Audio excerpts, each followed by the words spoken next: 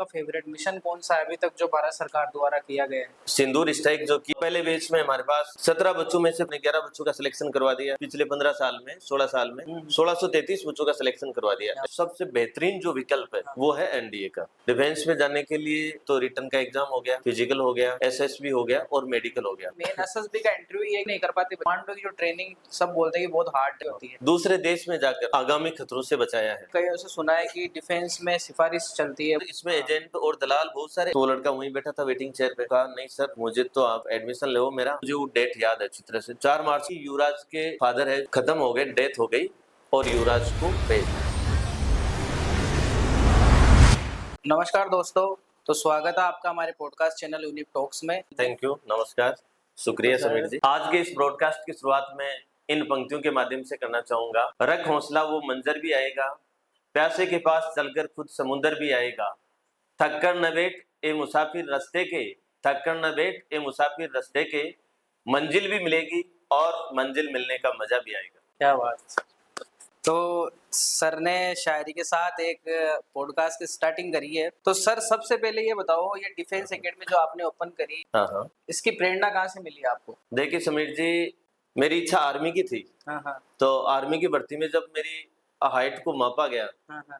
तो कुछ सेंटीमीटर से मैं हर बार हाइट की वजह से आउट हो जाता था और दोनों तीनों भर्तियों में मैं हाइट में ही आउट रहा। मेरे मन में वो एक इच्छा थी और एक जज्बा था कि मैं देश सेवा करूं और भारतीय सेना में शामिल होके करूं। सही बात। जब मेरी ग्रेजुएशन हो गई, जब मेरी बीएड हो गई, फिर मैंने मेरा अध्ययन चालू रखा और मेरे मन में ये विचार आया कि मैं तो शामिल नहीं हो पाया, हाँ। लेकिन मैं मेरे देश के, मेरे प्रदेश के, मेरे समाज के और मेरे आसपास के ऐसे बहुत सारे युवाओं को तैयार कर सकता हूँ। बिल्कुल। तो इसके लिए मैंने 2010 में गुरुकुल डिफेंस एकेडमी की शुरुआत की। मेरे साथ में उस समय और अभी भी मेरे दर्शक है कैप्टन नंदाराम जी कील का। मैं उनके पास गया और मैंने मेरा मिशन उनको बताया। तो कैप्टन श्री नंदाराम जी कीलका के साथ में लगकर हमने 2010 में एकेडमी की शुरुआत की और पहले बैच में हमारे पास 17 बच्चे एडमिट हुए थे। 17 बच्चों में से पहले बैच में हमने 11 बच्चों का सिलेक्शन करवा दिया। आज तक हर साल हमने पिछले 15 साल में 16 साल में 1633 बच्चों का सिलेक्शन करवा दिया एकेडमी से, जिसमें सेना के हर डिपार्टमेंट में हमारे बच्चे सिलेक्ट हुए। एयरफोर्स में, नेवी में, आर्मी में, देश के पैरामिलिट्री फोर्सेज में, स्टेट पुलिस में, सेंट्रल पुलिस में, तो हमारे खूब बच्चे सिलेक्ट हुए। तो मेरा ये एक जज्बा था कि मैं देश सेवा करूं। सिलेक्शन होकर डायरेक्ट नहीं कर पाया तो कोई मलाल आज नहीं है मुझे, मैं नहीं जा पाया, लेकिन मैंने बहुत सारे बच्चों का गाइडेंस किया। बच्चों ने मेहनत अच्छी की, बच्चे मेहनत से लगते हैं, लेकिन एक गाइडेंस प्रॉपर वे में मिले यदि किसी बच्चे को तो बच्चा 100% सिलेक्ट होता है। सर इसमें जो मेन जो क्वेश्चन होता है, जैसे 12th बाद इसमें डिफेंस जो लाइन है, इसमें क्या क्या वैकेंसीज होती है, कैरियर के कौन कौन से विकल्प है, वो चीजें बताओ आप। देखो डिफेंस में 10वीं के बाद में ही कैरियर के विकल्प शुरू हो जाते हैं। कुछ विकल्प 8वीं के बाद में ही शुरू हो जाते हैं। यदि अपन ट्रेडमैन की बात करें तो ट्रेडमैन में कैंडिडेट है जो 8वीं के बाद में भी जा सकता है और 8वीं के बाद में उसकी उम्र कम होती है तो 8वीं के बाद में मेच्योरिटी नहीं आती है। लेकिन यदि किसी बच्चे ने 8वीं तक पढ़ाई की है, पढ़ाई छोड़ दी और उसके बाद में जैसे 18 साल उसकी एज हो गई है, 17.5 साल एज हो गई, तो फिर वो ट्रेडमैन के लिए अप्लाई कर सकता है। 10वीं के बाद में फोर्स एज में ऑप्शन आते हैं। आर्मी जीडी में कैंडिडेट जा सकता है और पैरामिलिट्री फोर्स एज की जो वैकेंसी जाती है, अपने देश की 6 पैरा फोर्स एज है जिनमें बीएसएफ है, सीआरपीएफ है, सीआईएसएफ, आईटीबीपी, असम राइफल्स और एसएसपी। इन पैरामिलिट्री फोर्सेज के लिए जो जीडी की वैकेंसी आती है, जनरल ड्यूटी की, कांस्टेबल रैंक की जो वैकेंसी आती है, उसमें कैंडिडेट 10वीं पास अप्लाई कर सकता है। इसके अलावा आर्मी जीडी की अपन बात करें तो आर्मी जीडी में कैंडिडेट 10वीं पास अप्लाई कर सकता है। देश के स्टेट पुलिस की जो वैकेंसी आती है अलग अलग स्टेज की, जैसे अपन राजस्थान पुलिस की बात करें तो राजस्थान पुलिस की जो वैकेंसी आती है उसमें भी 10th पास 12th पास क्वालिफिकेशन यही मानी गई। 12वीं के बाद फोर्स एज में कैरियर के ऑप्शन की बात करें तो बहुत सारे विकल्प मिलते हैं, जिसमें एयरफोर्स, नेवी, आर्मी, इनमें टेक्निकल, नॉन टेक्निकल पोस्टेज के लिए, पीसीएम, पीसीबी पोस्टेज के लिए जिस बच्चे ने साइंस मैथ सब्जेक्ट ले रखा है वो टेक्निकल साइड से जा सकते हैं। जिन बच्चों के पास में बायोलॉजी सब्जेक्ट है 12th में, जो मेडिकल वैकेंसी आती है मेडिकल असिस्टेंट की, तो मेडिकल असिस्टेंट के लिए वो लोग जा सकते हैं। जिन लड़कों ने जैसे आर्ट्स से पास किया है, 12th कॉमर्स से पास किया है या एग्रीकल्चर सब्जेक्ट है, वो एयरफोर्स के नॉन टेक्निकल ब्रांच के लिए अप्लाई कर सकते हैं। आर्मी में जा सकते हैं, जीडी ब्रांच से जा सकते हैं। इसके अलावा 12वीं के बाद में सबसे बेहतरीन जो विकल्प है वो है एनडीए का। तो एयरफोर्स, नेवी, आर्मी में जो ऑफिसर्स की वैकेंसी आती है उनके लिए एनडीए के थ्रू कैंडिडेट का सिलेक्शन होता है और ये 12वीं के बाद में सबसे बेहतरीन विकल्प होता है। हाँ सर, मेन यही पूछना था कि मतलब जो ये आपने बताई ये वैकेंसी है, हाँ, अब इसमें जैसे विस्तार में थोड़ा सा मैं एनडीए और जो सीडीएस है ना, इसके बारे में थोड़ा विस्तार से बताओ। जिन कैंडिडेट्स के पास में साइंस मैथ सब्जेक्ट है वो एयरफोर्स और नेवी के एनडीए के लिए अप्लाई कर सकते हैं ऑफिसर्स के लिए, और अदर जिनकी स्ट्रीम है वो कैंडिडेट है जो आर्मी टेक्निकल आर्मी एनडीए के लिए अप्लाई कर सकते हैं। इसमें जो मोस्टली योग्यता होती है वो 12वीं पास की होती है, और 12वीं के बाद में एनडीए का रिटर्न कैसे हो और बच्चा एनडीए में एसएसबी क्लियर कैसे करे और इसमें किस तरह के एग्जाम होते हैं उनके बारे में आपको बताऊं मैं। पहले जो रिटर्न परीक्षा होगी, रिटर्न परीक्षा में फर्स्ट पेपर मैथ का होगा, 300 नंबर का मैथ का पेपर आएगा। उसमें 12th तक की 12वीं तक की मैथ पूछी जाएगी। टेक्निकल नॉन टेक्निकल के क्वेश्चन होंगे, कुछ क्वेश्चन उसमें रीजनिंग के भी होंगे, वर्बल नॉन वर्बल क्वेश्चन होंगे। तो बच्चे की मैथ स्ट्रॉन्ग होनी आवश्यक है। दूसरा पेपर जो होगा एनडीए में रिटर्न परीक्षा, लिखित परीक्षा की बात कर रहा हूं मैं। लिखित परीक्षा का दूसरा जो पेपर होगा उसमें बच्चे से जीके पूछा जाएगा, जनरल साइंस पूछी जाएगी। जो बच्चे एनडीए की तैयारी करना चाहें रिटर्न परीक्षा के लिए मैं उनको सजेस्ट करूंगा कि आप 9 से 12 तक का एनसीईआरटी पैटर्न का जो सिलेबस है उसको कंप्लीट पूरा करें। और एनडीए की तैयारी करने वाले लड़कों को मैं ये सलाह भी देना चाहूंगा, जो गार्जियंस ये ब्रॉडकास्ट देख रहे हैं उनको भी बताना चाहूंगा कि यदि आपका टारगेट बच्चे को एनडीए में भेजने का है तो आप उस बच्चे को 9 से ही किसी अच्छे कोचिंग में या अच्छे गाइडेंस में डाल दीजिए, और उसके साथ साथ यदि अच्छे माहौल में बच्चा रहेगा तो वहाँ एसएसबी की भी तैयारी हो जाएगी। ये मेन एसएसबी का इंटरव्यू, ये जो इंटरव्यू होता है ये इंटरव्यू इंडिया की टॉप मोस्ट वैकेंसीज के जो इंटरव्यूज होते हैं उनमें से एक है। इसमें किसी भी कैंडिडेट का साइकोलॉजिकल, फिजिकल और उसकी लीडरशिप, उसकी पर्सनैलिटी और उसमें क्या योग्यता है ये पूरा एनालिसिस किया जाता है। एसएसबी इंटरव्यू के 5 चरण होते हैं। इसका जो पहला चरण होगा उसमें क्या होगा कि जितने भी कैंडिडेट इंटरव्यूज के लिए उस समय वहां जाएंगे, एसएसबी के लिए जाएंगे, सभी कैंडिडेट्स को एक बड़े हॉल में बिठा लिया जाता है। उनको चेस्ट नंबर अलॉट किए जाते हैं। वहाँ उनकी पहचान उस समय उस चेस्ट नंबर से होती है। टेक्निकल साइड से, नॉन टेक्निकल साइड से, एनडीए दोनों साइड से जा सकते हैं। फर्स्ट चरण जो होता है वो होता है स्क्रीनिंग टेस्ट, जिसमें सभी कैंडिडेट्स को एक जगह बिठाकर एक एलईडी पर एक धुंधली पिक्चर दिखाई जाती है। 8 से 10 पॉइंट लिखने होते हैं, उसके बारे में डिस्क्रिप्शन से विवरण करना होता है। इसके बाद में वो धुंधली तस्वीर हटा दी जाती है और एक कोई हल्का पॉइंट और एक हल्का कोई निशान रहता है जिसके बारे में भी कैंडिडेट को लिखना होता है। उस धुंधली पिक्चर पर कैंडिडेट्स को एक जीडी के दौर से गुजरना होता है, ग्रुप डिस्कशन, और वहाँ उस तस्वीर के बारे में और वो जो धुंधली पिक्चर दिखाई जाती है उस पिक्चर के बारे में डिस्कशन करना होता है। सबसे डिस्कशन होने के बाद में सबसे वो और डिस्कशन करने के बाद में सभी कैंडिडेट्स एक किसी पॉजिटिव पॉइंट पर पहुंचते हैं। आंसर शीट ले ली जाती है और उसका रिजल्ट तैयार किया जाता है। उसी दिन दे दिया जाता है वो रिजल्ट या फिर उसी समय लगभग 1 घंटे का समय रहता है। 1 घंटे में रिजल्ट तैयार कर लिया जाता है, 1 से 1.5 घंटे के समय में। अब ये जो फर्स्ट राउंड होता है, इस फर्स्ट राउंड में लगभग 50 से 70% कैंडिडेट्स हैं जो आउट कर दिए जाते हैं। फिर जो 5 कैंडिडेट रहते हैं फर्स्ट राउंड में जो क्वालिफाइड कैंडिडेट है, उन कैंडिडेट्स को सेकंड चेस्ट नंबर अलॉट होता है। सेकंड चेस्ट नंबर अलॉट होने के बाद में जो सेकंड टेस्ट कैंडिडेट्स का होगा वो साइको टेस्ट होगा। साइको टेस्ट 2 चरण में होता है। सबसे पहले एलईडी पर लगभग 11 तस्वीर दिखाई जाती है। 11 तस्वीर, हाँ, और उन तस्वीरों के बारे में कैंडिडेट्स को अपनी राय देनी होती है और इसके लिए लगभग उसे 40 सेकंड का टाइम मिलता है। एक तस्वीर के लिए उसको मैक्सिमम 5 सेकंड का टाइम मिलता है और 55 से 60 सेकंड में उनको उनके बारे में बताना होता है। एक एक पॉइंट के बारे में जो तस्वीर दिखाई जाती है उस पर एक ही पॉइंट पर उसको बताना होगा। साइको के सेकंड टेस्ट में एसआरटी टेस्ट होता है, सिचुएशन रिएक्शन टेस्ट। दैनिक जीवन में काम में आने वाली ऐसी एक्टिविटीज और ऐसी घटनाएं और ऐसी स्थितियां जिनको वहां उस एलईडी पर दिखाया जाएगा, चित्र दिखाए जाएंगे और उस सिचुएशन पर कैंडिडेट का रिएक्शन क्या होता है। जिसमें 2 कुत्ते भौंक रहे हैं या 2 व्यक्ति लड़ रहे हैं, उन लड़ते हुए लोगों को देखकर उस सिचुएशन पर कैंडिडेट को क्या करना है, इस तरह के रिएक्शन वहां देखे जाते हैं। नेक्स्ट साइको टेस्ट होगा, वो एसआरटी होगा, वो सेल्फ रिएक्शन टेस्ट होगा। सेल्फ रिएक्शन टेस्ट 2 एसआरटी होते हैं। हाँ, 2 एसआरटी होगी। तो सेल्फ रिएक्शन टेस्ट का मतलब ये होगा कि परिवार और समाज और आसपास के वातावरण में यदि व्यक्ति के साथ खुद के साथ ऐसी घटना हो तो वो कैसा रिएक्शन करेगा। तो खुद के जीवन में घटित होने वाली घटनाओं के संबंध में उसको चित्र दिखाए जाएंगे और वह कैंडिडेट का क्या रिएक्शन होता है वो सेकंड SRT होगा। अगले तीसरे दिन जो कार्यक्रम होगा वो होगा GTO। GTO का मतलब ये है कि ग्राउंड टेस्ट ऑफिसर्स और second GTO ground test optical. तीसरे दिन जो GTO होगा, पहला GTO, उस GTO में सभी कैंडिडेट्स को एक जगह ले जाया जाएगा और वहाँ व्हाइट ड्रेस उनको पहनाई जाएगी और वह ऑफिसर्स के द्वारा उनको तीन चरणों में कैंडिडेट्स को गुजरना होगा। ये जो GTO होगा, GTO में सभी कैंडिडेट्स को एक जगह बिठाने के बाद में उनको एक ग्रुप डिस्कशन के लिए एक कोई विषय दिया जाएगा। उस विषय पर वो ग्रुप डिस्कशन करेंगे बच्चे। जैसे 15 कैंडिडेट बैठे हैं, 15 कैंडिडेट्स को सबको एक एक सब्जेक्ट दे दिया जाएगा, एक एक सब्जेक्ट दे दिया जाएगा और उस पे पहले तो उनको अपना उस सब्जेक्ट के बारे में अपनी जानकारी, अपना नॉलेज लिखना होगा।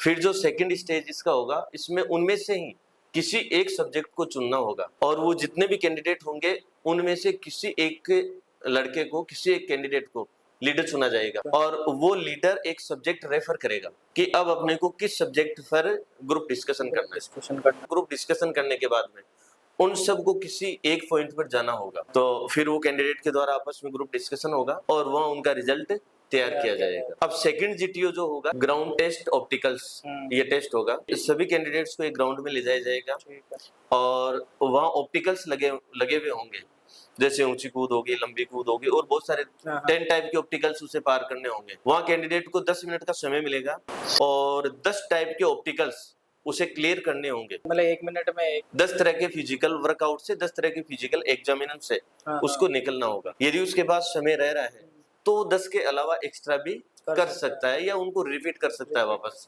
लेकिन 10 तो एक बार उसको पास करने ही होंगे। ये होने के बाद में चौथा चरण कंप्लीट हो जाएगा। SSB का जो 5वां चरण होगा वो कॉन्फ्रेंस होगा।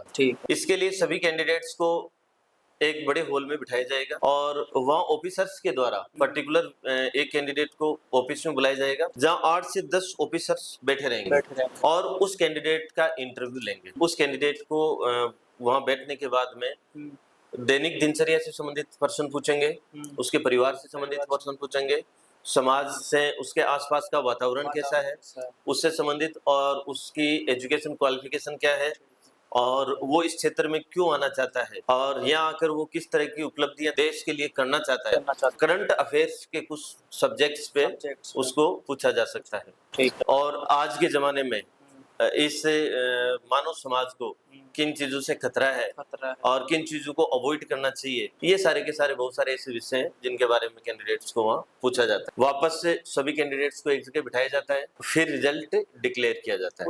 उसी टाइम शाम के समय रिजल्ट डिक्लेयर कर दिया जाता है। तो ये इस तरह से SSB 5 चरणों में होता है और 5 चरणों में किसी भी कैंडिडेट्स को बहुत पॉजिटिव होकर और अच्छी तैयारी के साथ में SSB को क्लियर करने के लिए मेहनत करनी चाहिए। जैसे सर इसमें SSB इंटरव्यू का बताया आपने, इसमें जो डिफेंस में जाने वाले हैं सबसे ज्यादा मेन चीज क्या होती है? फिजिकल एक्टिविटी या फिर स्टडी? देखिए, डिफेंस में जो कैंडिडेट्स जाना चाहते हैं, डिफेंस में जाने के लिए आपको 3 तरह के एग्जाम देने होंगे और NDA के लिए आपको 5 तरह के एग्जाम से गुजरना होगा। और ज्यादा जो तैयारी के योग्य है, जैसे एक तो रिटन का एग्जाम हो गया, फिजिकल हो गया, SSB हो गया और मेडिकल हो गया। बाकी ये तीनों जो चरण है, रिटन परीक्षा है, फिजिकल है और SSB है, इन तीनों को तीनों की ढंग से तैयारी करें और तीनों को बराबर महत्व देते हुए यदि आगे बढ़े तो इसमें सिलेक्शन हो सकता है। कुछ एग्जाम ऐसे होते हैं, कुछ वैकेंसी जैसी होती है जिनमें फिजिकल थोड़ा सा महत्व ज्यादा रखता है। जैसे अपन आर्मी की बात करें तो आर्मी में कैंडिडेट्स को 100 नंबर का फिजिकल टेस्ट होता है, तो वहाँ उसको फिजिकल के भी उतने ही नंबर मिल रहे हैं। बाकी एयरफोर्स नेवी की अपन बात करें या NDA की अपन बात करें तो यहाँ उसको फिजिकल के नंबर नहीं होते हैं, यहाँ उसे पास ही करना है केवल, यहाँ रिटर्न का ज्यादा महत्व होता है। तो कुछ वैकेंसी जिनमें रिटर्न का ज्यादा महत्व है और कुछ वैकेंसी ऐसी है जिनमें फिजिकल का भी रिटर्न के बराबर ही महत्व है। यदि एयरफोर्स नेवी एनडीए में कोई जा रहा है तो फर्स्ट स्टेज, आर्मी में भी अब रिटर्न ही कर दिया फर्स्ट स्टेज। पहला जो चरण है वो रिटर्न तो उसे पास करना ही पड़ेगा, तो पहले फर्स्ट स्टेज पे रिटर्न रखें, सेकंड स्टेज पे फिजिकल को भी उतना टाइम देवे। यदि फिजिकल के लिए रेगुलर कोई कैंडिडेट मॉर्निंग को 1 घंटा दे रहा है, दौड़ और एक्सरसाइज के लिए 1.5 घंटा दे रहा है, तो उसे कोई रोकने वाला नहीं है। एक तो जैसे हाइट का इशू होता है मेडिकल में, जैसे हाँ, वो हाँ। मेडिकल जब पास होते हैं वो एक तो हाइट का इशू होता है। एक हाइट के इशू के अलावा और कौन से इशू है जो मेन इशू है जिनकी वजह से बच्चों को बाहर कर हाइट के साथ उसका चेस्ट और वेट ये भी महत्व रखता है। ठीक है। कई कैंडिडेट्स हैं जिनकी हाइट के अकॉर्डिंग चेस्ट और वेट नहीं होता है। 60 तक का जो वेट है ये एक आदर्श वेट है। ठीक। 60 के ऊपर यदि वेट है तो हाइट के अकॉर्डिंग उसको फिर आउट भी होने के चांस रहेंगे। ये 3 पॉइंट मोस्टली जो होते हैं फिजिकल में, जिनमें हाइट हो गया, वेट हो गया और चेस्ट हो गया, इन मेजरमेंट्स को कैंडिडेट को ठीक से करना होता है। और एक सर वो जैसे वो टैटू वाला था एक अपने हाँ, हाँ, band ये के एक अंदर मेडिकल का पॉइंट होता है। टैटू वाला भी है। टैटू के अलावा जैसे मैंने सुना है जैसे कहीं पर कोई निशान विशान है वो हाँ, हाँ, उसका हाँ। भी टैटू किसी कैंडिडेट के हैं तो वो 100% आउट है, आउट है। उसको मेडिकल अनफिट मिलेगा। इसके अलावा यदि पर्टिकुलर ऐसा कोई निशान हम्म। जिससे पर्टिकुलर व्यक्ति की पहचान हो, हाँ, हाँ। बॉडी पर ऐसा कोई ब्लैक मार्क है या ऐसा कोई व्हाइट मार्क है जो दूसरे किसी व्यक्ति की बॉडी पर नहीं पाया जाता हो, हाँ, हाँ, या स्किन एलर्जी किसी कैंडिडेट के हैं तो उन कैंडिडेट्स को भी मेडिकल में आउट किया जाता है। तो ये तो सर जैसे बात रही मेडिकल की, और इसके बाद सबसे ज्यादा मेन चीज है बच्चों का माइंडसेट की। हाँ, हाँ। बच्चों की जो दैनिक दिनचर्या होती है और बच्चों का जो माइंडसेट है वो आपके हिसाब से क्या माइंडसेट होना चाहिए, और आप अपने जो डिफेंस एकेडमी है वहाँ पर क्या दैनिक दिनचर्या फॉलो करवाते हो बच्चों को? मैं तो मेरे बच्चों को कहता हूँ डिफेंस इज इक्वल डिसिप्लिन। यदि डिफेंस में जाना है तो सबसे पहले आपको डिसिप्लिन में रहना पड़ेगा। तो डिसिप्लिन, लीडरशिप, देश प्रेम, ईमानदारी, देश के प्रति वफादारी और कर्तव्य निष्ठता और आलस से दूर। यहाँ आलस का कोई स्थान नहीं होता है डिफेंस में, आलस होता ही नहीं है यहाँ। यहाँ रात को यदि 2 बजे ऑफिसर ने आदेश दे दिया, ऑर्डर दे दिया तो वो फॉलो होता है, उसके बारे में जवान सोचता नहीं है। और डिफेंस में हमेशा यस सर होती है, नो सर नहीं होता है डिफेंस में। नो सर हो गया तो फिर डिफेंस का काम ही नहीं चलेगा। यहाँ सोचा नहीं जाता, यहाँ विचार नहीं किया जाता, और ऑफिसर्स का जो ऑर्डर है उस ऑर्डर के बारे में तर्क वितर्क नहीं किए जाते हैं। ऑफिसर्स ने ऑर्डर दे दिया, यस यस सर, तो उसकी पालना करने के लिए किसी भी कैंडिडेट में ये जो मैंने गुण बताए ये सारे गुण होने जरूरी है। और साथ में एक पॉजिटिव और समर्पण की सोच हो, पॉजिटिव थिंक हो, सकारात्मक थिंक हो और समर्पण की सोच हो, और साथ में देश के लिए सब कुछ बलिदान करने की भावना हो। अब आपने दूसरी बात पूछी कि आपके डिफेंस में किस तरह की दिनचर्या होती है और कैंडिडेट को किस तरह से वहाँ फॉलो अप करना चाहिए, कैसे रहना चाहिए। तो देखो, डिफेंस एकेडमीज की जो दिनचर्या होती है ये हमारा एक प्री ट्रेनिंग शेड्यूल होता है। हमारी जो डिफेंस एकेडमीज है और उनमें हम लोग जिस तरह का बच्चों को इन्वायरमेंट देते हैं वो एक प्री ट्रेनिंग शेड्यूल होता है। मॉर्निंग को सुबह हम लोग जैसे 4:30 बजे बच्चों को जगाते हैं। बच्चों का दैनिक कार्यक्रम होने के बाद में हम लोग ग्राउंड में लाते हैं बच्चों को, और हमारी जो फिजिकल इंस्ट्रक्टर है और जो फिजिकल ट्रेनर है उनकी निगरानी में बच्चों को दौड़ और बाकी जितने भी एग्जाम होंगे, बच्चे के फिजिकल एग्जाम होंगे, उन सब की तैयारी करवाई जाएगी। ये हमारा लगभग 1.25 घंटे के आसपास का पीरियड रहता है, जिसमें 2 घंटे लग जाते हैं, 1.5 घंटे से 1.25 घंटे, 2 घंटे तक का टाइम रहता है। योगा और मेडिटेशन को भी हमने शामिल किया है। इसके बाद में बच्चे फ्री हो जाते हैं, स्नान करने के बाद में मेस में वो नाश्ता करते हैं, और नाश्ता करने के बाद में 8:30 बजे से बच्चों की क्लासेस शुरू हो जाती है, कंपटीशन क्लासेस शुरू हो जाती है। 8:30 बजे से रेगुलर बच्चों की 12 बजे तक रेगुलर कंपटीशन क्लास रहेगी। 12 बजे बच्चों को दिन का सुबह का भोजन मिलेगा, नाश्ता होने के बाद में सेकंड जो भोजन मिल रहा है वो भोजन मिलेगा, और फिर बच्चों को 1.5 घंटे का रेस्ट रहेगा। भोजन जैसे पूरा जैसे डिफेंस के हिसाब से पूरा प्रोटीन हाँ, वो सब चीजें, हाँ, वो सारी चीजें हम इसमें इंक्लूड रखते हैं। मॉर्निंग को जो नाश्ता मिलता है उसमें फ्रूट्स भी मिलते हैं, दूध भी मिलता है, और नाश्ते में हम लोग इस तरह का नाश्ता शामिल रखते हैं जिसमें बच्चों को डाइट मिले, प्रोटीन्स भी मिले, वसा भी मिले, कार्बोहाइड्रेट्स भी मिले, विटामिन भी मिले। इस तरह का हमारा नाश्ता रहता है। 2 बजे से लेकर रेगुलर 5 बजे तक स्टडी रहेगी बच्चे की, 3 घंटे स्टडी रहेगी। फिर 1 से 1.5 घंटे तक स्पोर्ट्स का टाइम रहेगा। शाम का फिर बच्चों को भोजन मिलता है 7 बजे। भोजन के बाद में 7:30 बजे से 10:30 बजे तक बच्चों की सेल्फ स्टडी होती है। दिन में जो बच्चे ने पढ़ा उसको वापस रिवाइज करना है। शाम को 9:30 से 10:30 तक टेस्ट भी होता है। एक दिन छोड़कर एक दिन टेस्ट लेते हैं। तो जो 2 दिन में बच्चे ने जिस सब्जेक्ट में पढ़ा है उसका वापस उसका टेस्ट होना है। तो इस तरह से रिटर्न की एक बहुत अच्छी तैयारी हो जाती है बच्चे की। एक तो जैसे जिसको आर्मी में जाना है या कोई से भी फील्ड में जाना है डिफेंस के, तो वो एक तो एकेडमी ज्वाइन करते हैं। हाँ। एक वो लोग भी तो एकेडमी ज्वाइन कर सकते हैं जो अपने खुद को फिट रखना चाहते हैं। जो अपने आप को फिट करना चाहते हैं उनको पूरे दिन का शेड्यूल लेने की आवश्यकता नहीं है। वो केवल हमारा 2 घंटे का मॉर्निंग का जो फिजिकल एक्सरसाइज का टाइम होता है उस 2 घंटे को वो चयन कर लें। वो ऑप्शन है हाँ, वो ऑप्शन है हमारे पास में।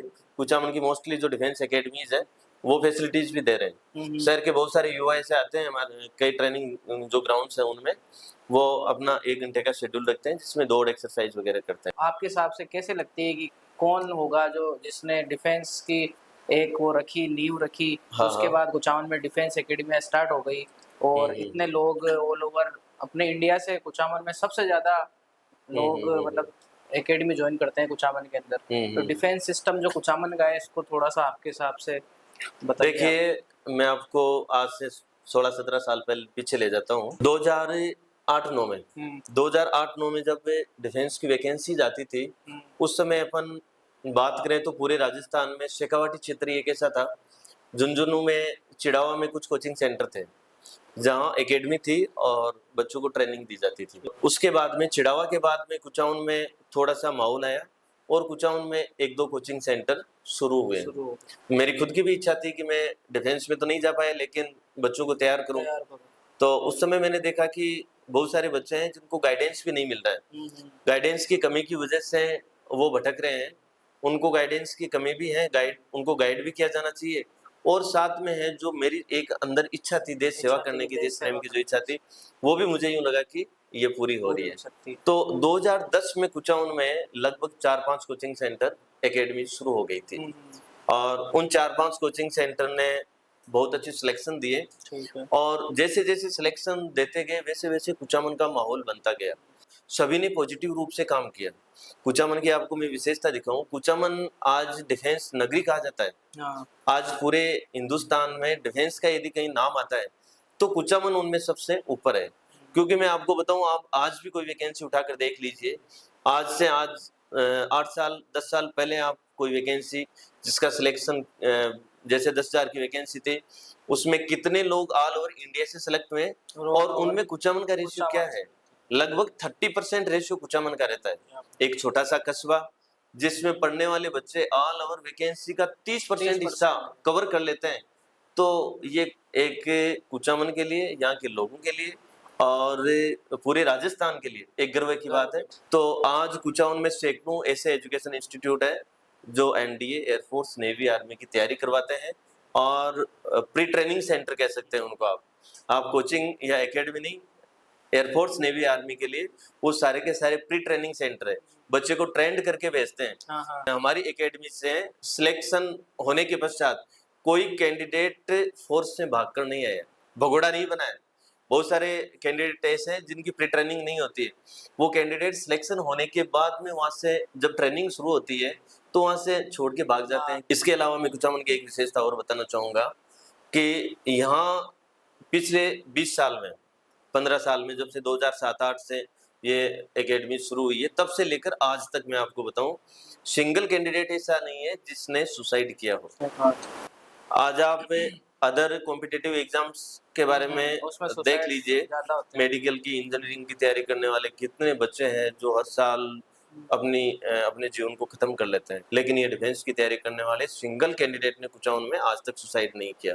ये भी एक पूरे कुचामन के लिए प्राउड वाली बात है। क्यों नहीं किया, इसका मैं आपको कारण बताऊं कि हम लोग बच्चे को ऐसे इन्वायरमेंट में रखते हैं कि बच्चा साइकोलॉजिकल रूप से डिप्रेशन में जाता ही नहीं है। मॉर्निंग को उसको एक्सरसाइज करवाना, योगा करना, प्रैक्टिस करवाना बच्चे को, दिन भर उसकी जैसे पढ़ाई चल रही है तो हम कोई ऐसा दबाव नहीं डालते हैं बच्चे पर। हम लोग ये नहीं कहते हैं कि बेटा तेरा ये अंतिम टारगेट है, तेरे जीवन का लक्ष्य यही है। मैं सब लोगों को सलाह देना चाहूंगा जो भी कंपटीशन कोचिंग चलाते हैं वो बच्चों को कभी ये नहीं कहे कि बेटा तेरी जिंदगी का अंतिम टारगेट यही है। यदि इससे तुम भटके तो कुछ नहीं कर पाओगे, सही बात। तुम्हारे माँ बाप का नाम खराब हो जाएगा, ये हो जाएगा, वो हो जाएगा। तो इस तरह की बातें करके वो बच्चे को डिप्रेशन में डाल देते हैं। हर स्टेज पर कुचामन को आप शिक्षा नगरी नहीं बल्कि डिफेंस नगरी भी कह सकते हो। सही बात शिक्षा नगरी तो है ही आज, लेकिन इसके साथ साथ कुचामन आज डिफेंस नगरी भी। जैसा कि सर मैंने कुछ लोगों से भी सुना है ये चीज़ें, और हाँ। कई बार सोशल मीडिया पर भी आता है कि जो डिफेंस एकेडमी होती अच्छा। है, या फिर कुछ जो ऐसे लोग जो पैसों से अच्छे हैं, जिनके पास अच्छा धन है, हाँ। तो उनसे मैंने कईयों से सुना है कि डिफेंस में सिफारिश चलती है बहुत, सिफारिशों से कई बच्चे लग जाते हैं। इसके हाँ। बारे में आपकी क्या राय है? देखिए सर, मैं आपको बता देना चाहूंगा कि सेना ऐसा एक डिपार्टमेंट है, या सेना एक ऐसी जगह है जहां किसी भी तरह की कोई सिफारिश नहीं होती और किसी भी तरह का कोई भ्रष्टाचार नहीं है, क्योंकि इस देश की सेना ने ही देश की सुरक्षा अपने हाथ में ले रखी है। तो यहाँ भ्रष्टाचार या सिफारिश सिफारिश के बारे में तो भर्तियों के बारे में अपन सोच भी नहीं सकते। भर्ती प्रक्रिया किसी एक व्यक्ति के हाथ में नहीं होती है, ये बहुत सारे लोगों के द्वारा कनेक्ट की जाती है, और इसमें है जो बहुत तरह के एग्जाम भी होते हैं। तो कैंडिडेट्स को ये मैं निजी सलाह देना चाहूँगा कि कोई भी कैंडिडेट इस चक्कर में अपना समय खराब नहीं करे, और ऐसा कभी सोचे नहीं कि मैं किसी की सिफारिश करवा दूंगा, या कोई व्यक्ति मुझे मेडिकल पास करवा देगा, कोई व्यक्ति मुझे पेपर ला के दे देगा, कोई व्यक्ति मुझे फिजिकल में नंबर दिलवा देगा, या फिर मुझे फिजिकल में चेस्ट में पास करवा देगा। कई बार कुछ बच्चों के साथ फ्रॉड भी हुआ है ऐसा कि हम हमें इतने पैसे दे दो, हम आपके बिल्कुल बच्चे बिल्कुल होता है सर। इसमें हाँ। एजेंट और दलाल बहुत सारे ऐसे लोग हैं जो बेरोजगार हैं, हाँ हाँ उनके पास कोई रोजगार नहीं है, काम करते नहीं है और भटकते घूमते हैं, तो वो बच्चों को है जो गुमराह करते हैं। विशेषकर ऐसे जो कैंडिडेट्स रिटर्न फिजिकल मेडिकल सब क्लियर कर लेते हैं और जिनका मेरिट वेटिंग में रहता है, उनसे आग्रह करना चाहूँगा, रिक्वेस्ट करना चाहूँगा कि कोई भी व्यक्ति यदि इस तरह से आपको बरगलाता है, भ्रमित करता है, तो उसकी तुरंत आप सूचना देवें, आप पुलिस को देवें, पुलिस उस पर कार्रवाई करेगी और 100% ऐसे लोगों से अपने को छुटकारा भी मिलेगा और बच्चों को लूटा भी नहीं जाएगा। एक नाम नहीं लेना चाहूंगा, अजमेर का एक बच्चा था और उसके साथ में स्वयं ये घटना घटित हुई। उस बच्चे ने किसी एजेंट को पैसे भी अपने डॉक्यूमेंट दे दिए। वो एजेंट क्या करते हैं कि आप डॉक्यूमेंट दे दो मुझे, 2.5 लाख रुपए 5 लाख रुपए आपको देने हैं और कंप्लीट सिलेक्शन प्रोसीजर आपका हो जाए, आपकी मेरिट में आपका रिजल्ट में आपका नाम आ जाए, उस समय आप डॉक्यूमेंट ले लेना और पैसे मुझे दे देना। ठीक है। तो उस बच्चे ने डॉक्यूमेंट दे दिए अपने। अब मेरे मित्र थे जिन्होंने उस बच्चे को मेरे यहाँ भेजा था, मेरे पास भेजा था। वो खुद किशनगढ़ में अपना एक स्कूल संचालन करते हैं। तो उन्होंने मुझे कहा कि सर इस तरह से ये लड़का तो भ्रमित हो गया, और रिजल्ट आने के बाद में पता चला उनको भी, जब उस एजेंट ने डॉक्यूमेंट उस बच्चे को वापस नहीं दिए, तो उन्होंने मुझे बताया कि सर इस तरह से ये हो गया है और ये एजेंट अब डॉक्यूमेंट नहीं दे रहा है।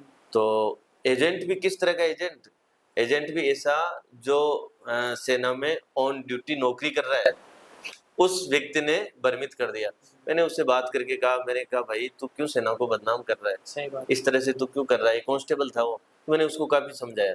समझाने के बाद में उसने कहा कि सर आप ऐसा करो, 50-50 पर सौदा कर लेते हैं, हाँ 50 आप रख लेना, 50 मैं रख लेता हूँ।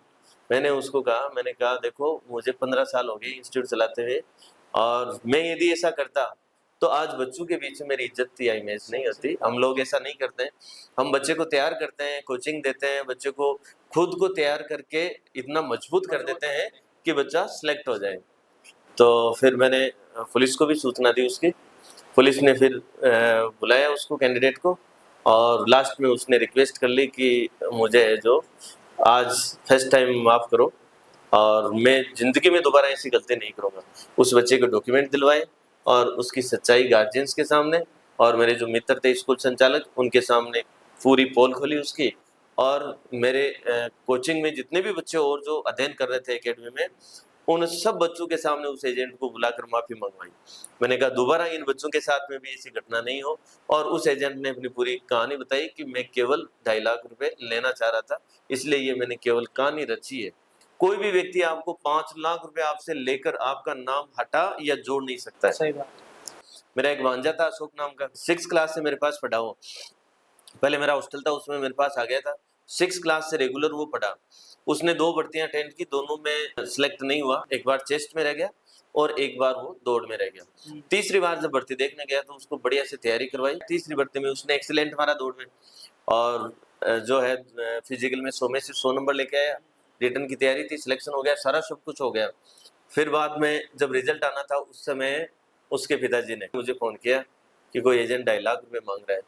मैंने कहा मैं 5 लाख रुपए दे दूंगा, उसे ये कहलवाओ कि यदि सिलेक्शन नहीं हुआ तो मैं 5 लूंगा तेरे से वापस, ये देख ले।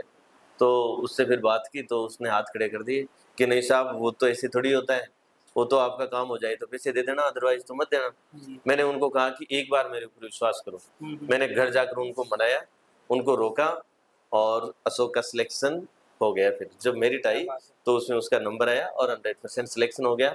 आज वो नसीराबाद में कमांडो पोस्ट पे काम कर रहा है। आर्मी में उसका फिजिकल ठीक था तो उसको कमांडो के लिए ट्रेनिंग दी गई और आज वो आर्मी कमांडो है।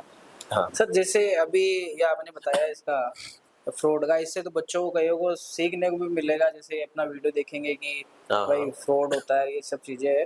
बाकी जो सबसे बड़ा क्वेश्चन है हमारी ऑडियंस का भी, सब लोगों का यही क्वेश्चन है, कुछ लोग इसके पक्ष में है, कुछ लोग इसके पक्ष में नहीं है। सबसे बड़ा क्वेश्चन है अग्निवीर, जो भारत सरकार की जो ये रणनीति थी अग्निवीर, इसके बारे में आपके क्या पक्ष है? तहत सिलेक्शन होते हैं। आपकी क्या राय है इसके बारे में? कोई भी सरकार यदि कोई योजना लाती है तो देश हित में ही होती है।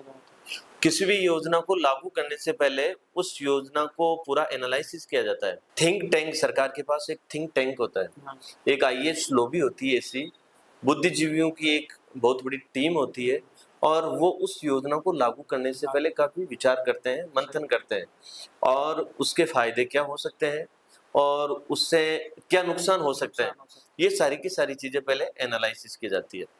तो निश्चित तौर से गवर्नमेंट ने इस पर पहले एनालिसिस किया होगा, तभी इसको लागू किया होगा। लेकिन मेरा जहां तक विचार है, जो युवा तैयारी कर रहे हैं, फोर्स की तैयारी कर रहे हैं, उन लोगों के लिए अग्निवीर बहुत अच्छी स्कीम है। इसको समझने की आवश्यकता है और इसमें भर्ती होने की आवश्यकता है। समाज में होता क्या है, गांधी जी ने असहयोग आंदोलन शुरू किया था, अंग्रेजों का सहयोग करना बंद कर दिया था, असहयोग आंदोलन उन्होंने शुरू किया था। उस समय उन्होंने कहा था किसी भी तरह के कोई बदलाव के लिए 3 तरह के चरण होते हैं। सबसे पहले विरोध होता है, उसके बाद में संघर्ष होता है, और फिर एक्सेप्टेशन होता है। तो सबसे पहले अग्निवीर का विरोध हुआ, और अब पूरे देश ने इसको बहुत अच्छी तरह से एक्सेप्ट कर लिया है, क्योंकि ये समझ चुके हैं, सब लोग, युवा भी समझ चुके हैं, अग्निवीर एक अच्छी स्कीम है। अच्छी क्यों है, देखो मैं आपको बताना चाहूंगा।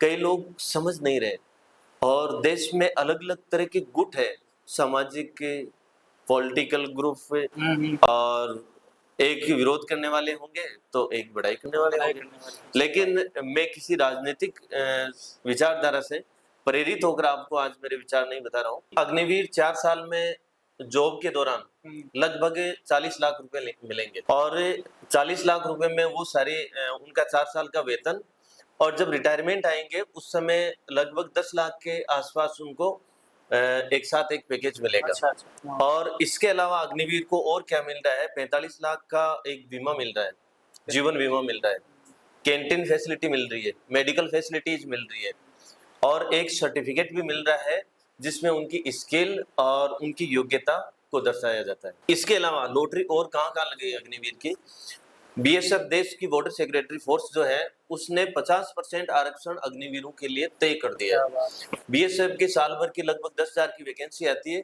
जिसमें 5,000 पोस्ट तो अग्निवीरों के लिए आरक्षित है। बीएसएफ के अलावा 5 पैरामिलिट्री फोर्सेज जो है उन्होंने भी 10% आरक्षण दे दिया अपनी वैकेंसी में। तो जैसे सीआरपीएफ है, सीआईएसएफ है, आईटीबीपी है, असम राइफल्स है, एसएसबी है, इन्होंने भी अपनी वैकेंसी में 10% आरक्षण दे दिया। और दिल्ली पुलिस, देश की जो सेंट्रल पुलिस है, दिल्ली पुलिस है, उन्होंने अपनी वैकेंसी में 20% आरक्षण दे दिया। दिल्ली पुलिस की हर साल 10,000 पोस्ट की कांस्टेबल की वैकेंसी आती है, एसआई की अलग वैकेंसी आती है। अग्निवीरों के लिए हरियाणा पुलिस ने 50% आरक्षण तय कर दिया। अंबानी और अडानी ने भी घोषणा की है कि जो अग्निवीर हमारे पास आएंगे उनको 80,000 से 1 लाख तक हम तनख्वाह देंगे, और उनको अलग अलग ड्यूटीज दी जाएगी, टेक्निकल, नॉन टेक्निकल पोस्टेज है, और भी बहुत सारे वर्किंग ऐसे रहते हैं उनकी कंपनीज में जहां स्किल के हिसाब से उनको चयन दिया जाएगा। तो अग्निवीरों की तो आने वाले टाइम में लॉटरी लगने वाली है युवाओं को कहना चाहूंगा कि आप अग्निवीर बनकर देश की सेवा करें और लाइफ टाइम तक अपने करियर को सुरक्षित रखें। सुरक्षित रखें। यदि कोई कैंडिडेट चाहता है कि मैं व्यवसाय करूं, 12वीं के बाद में कोई दुकान करूं, तो उनको भी मैं सलाह दूंगा कि आपको 4 साल अग्निवीर रहते हुए लगभग 40 लाख रुपए दिए जाएंगे, जिनमें से ज्यादा से ज्यादा आप 10 लाख रुपए खर्च कर सकते हो। 30 लाख रुपए लगाकर आप कोई छोटा व्यवसाय शुरू कर सकते हो और उसके साथ गवर्नमेंट आपको कम ब्याज पर लोन भी देगी। इसके अलावा यदि कोई गजेटेड ऑफिसर बनना चाहे तो मैं कहना चाहूंगा कि आप अग्निवीर की ड्यूटी के दौरान वहाँ आगे का अपना अध्ययन भी शुरू कर सकते हैं। इंडियन गवर्नमेंट ने ऐसी फैसिलिटी डाली है अग्निवीरों के लिए कि वहां पर इग्नू के सेंटर खोले, इनके जो ट्रेनिंग सेंटर है, जो एयरफोर्स नेवी आर्मी के कैंप है, और इग्नू से वो अपनी डिस्टेंस से एजुकेशन आगे ले सकते हैं। 4 साल रेगुलर पढ़ाई कर सकते हैं और 4 साल के बाद में आकर किसी भी सिविल परीक्षा को देकर वहां पे अपना सिलेक्शन करवा सकते हैं।